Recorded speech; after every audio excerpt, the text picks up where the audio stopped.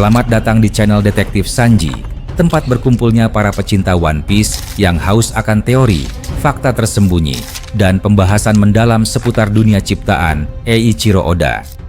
Di sini, kami tidak hanya mengikuti alur cerita, tapi juga menganalisis setiap petunjuk, menghubungkan fakta-fakta kecil yang sering terlewat, dan mencoba memecahkan misteri besar seperti siapa Joy Boy sebenarnya, apa tujuan sejati pemerintah dunia, hingga sejarah abad kekosongan yang selama ini ditutupi. Setiap video di channel ini disusun dengan riset yang mendalam, sudut pandang kritis, dan tentunya semangat nakama sejati.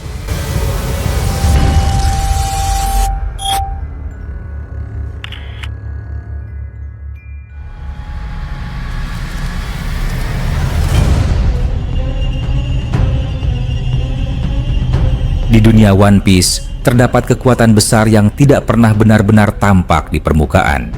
Mereka bersembunyi di balik tirai keadilan, memanipulasi sejarah, mengontrol pemerintahan dunia, dan memutuskan siapa yang boleh hidup, siapa yang harus dilenyapkan. Mereka dikenal sebagai naga langit, dan di balik mereka berdiri para penjaga paling setia yang disebut God Knights, kesatria suci yang tidak hanya menjaga fisik para penguasa dunia, tetapi juga melindungi fondasi kepercayaan bahwa hanya segelintir orang yang pantas mengatur kehidupan seluruh umat manusia. God Knights bukan sekadar prajurit elit, mereka adalah simbol dari keyakinan absolut bahwa kekuasaan adalah sesuatu yang diwariskan oleh darah, bukan diperoleh melalui nilai atau perjuangan. Keberadaan mereka begitu sakral, sampai hanya segelintir individu yang pernah mendapatkan undangan untuk bergabung dengan mereka. Tidak semua orang bisa menjadi God Knight, bahkan mereka yang kuat sekalipun. Hanya mereka yang dinilai layak oleh sistem dunia yang korup itu, yang bisa duduk di kursi kehormatan palsu tersebut.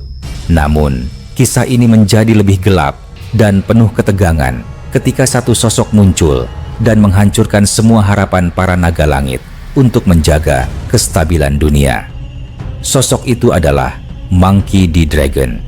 Dalam sejarah dunia One Piece, tidak ada individu yang lebih ditakuti oleh pemerintah dunia selain Dragon. Dia bukan bajak laut, bukan pula kriminal biasa.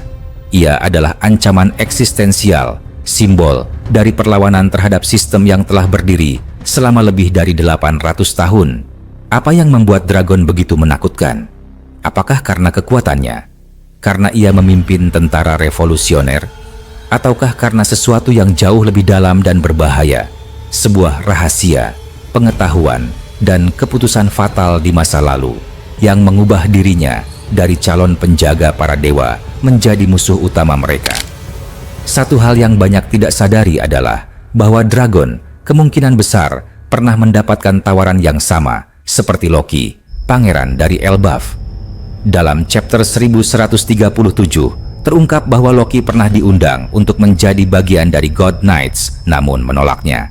Penolakan tersebut dianggap sebagai penghinaan besar terhadap para dewa, tetapi nyawa Loki tetap dibiarkan. Namun, bagaimana jika hal yang sama terjadi kepada Dragon?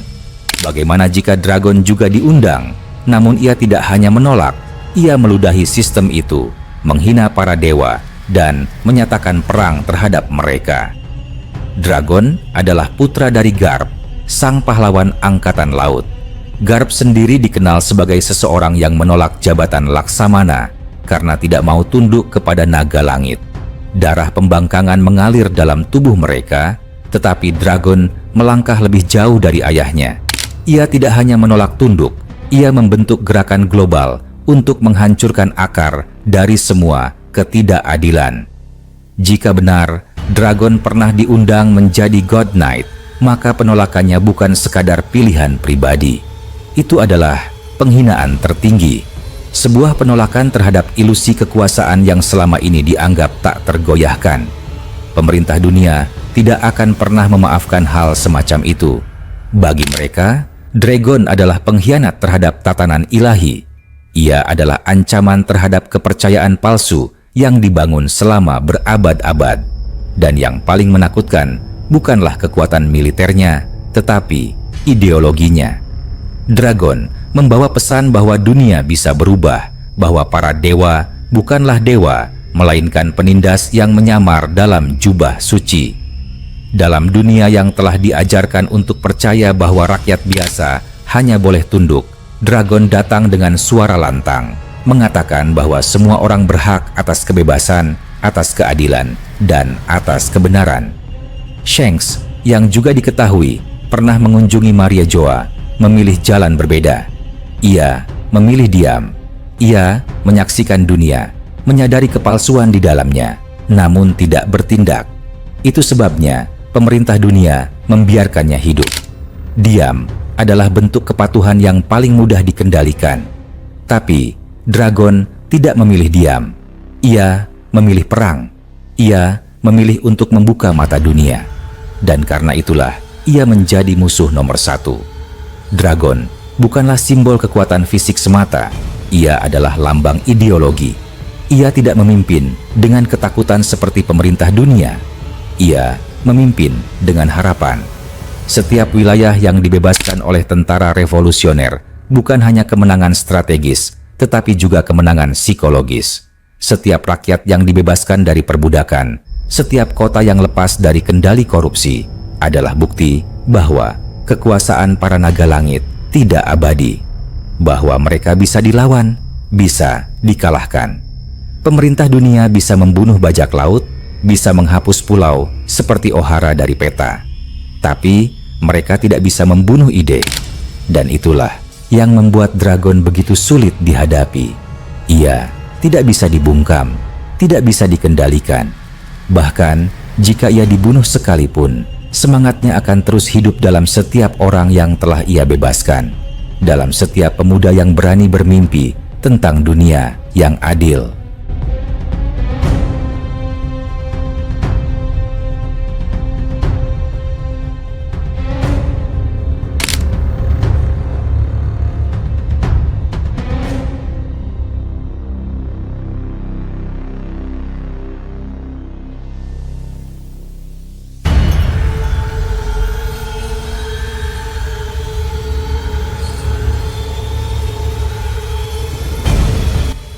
Dragon kemungkinan juga mengetahui sesuatu yang sangat berbahaya, sebuah kebenaran yang telah lama disembunyikan oleh pemerintah dunia.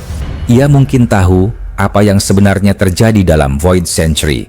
Ia mungkin tahu dari mana asal para naga langit, siapa Joy Boy sebenarnya, dan apa tujuan sejati dari senjata kuno seperti Pluton, Uranus, dan Poseidon.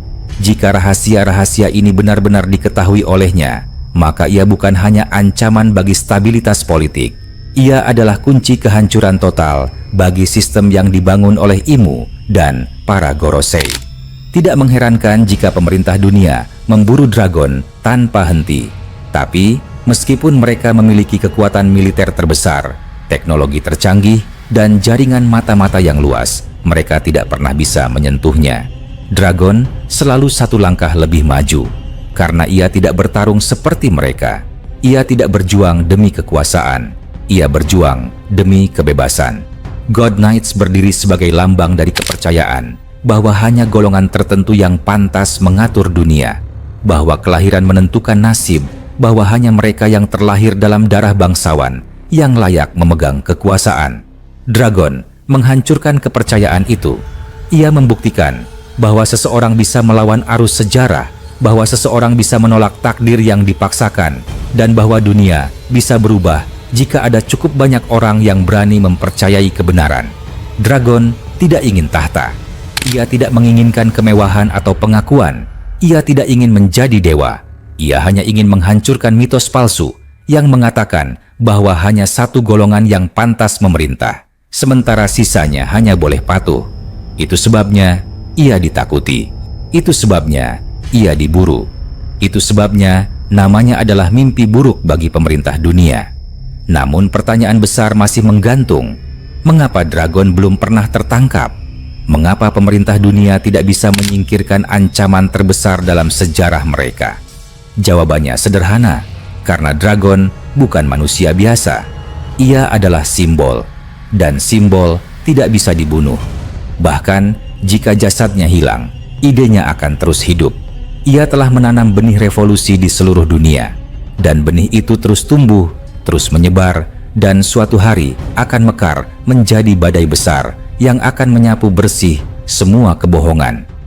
Jika benar, Dragon mengetahui rahasia Void Century, jika benar ia tahu tentang ilmu dan sejarah asli dunia, maka waktunya akan datang. Ia tidak akan terburu-buru.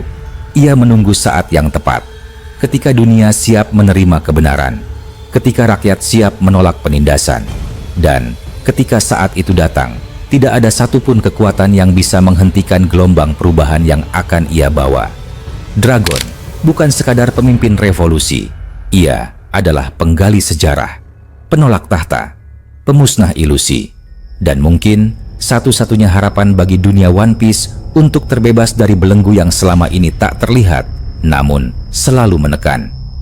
God Knights tidak hanya menjaga para naga langit, mereka menjaga kebohongan besar bahwa dunia ini telah berjalan sebagaimana mestinya. Dragon berdiri sebagai sang perusak ilusi, penolak posisi tertinggi, dan pemilik kebenaran yang bisa menghancurkan seluruh dunia. Jika suatu hari dunia One Piece bergetar, sistem runtuh, dan kebenaran meledak ke permukaan, maka sejarah akan mencatat bahwa semua itu dimulai dari satu keputusan, satu penolakan, oleh seseorang yang berani berkata tidak kepada para dewa.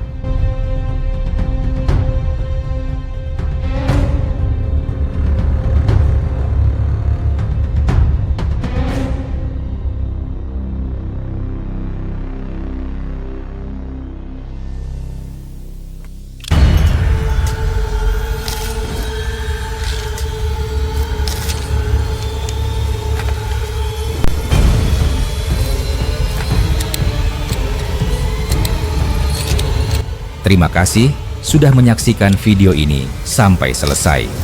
Kalau kalian menikmati konten ini, jangan lupa klik tombol like, tinggalkan komentar di bawah, karena semua teori dari kalian juga sangat berarti dan bisa jadi bahan diskusi di video berikutnya. Dan tentu saja, klik subscribe serta aktifkan lonceng notifikasi supaya kalian tidak ketinggalan update terbaru dari kami. Sampai jumpa di video selanjutnya.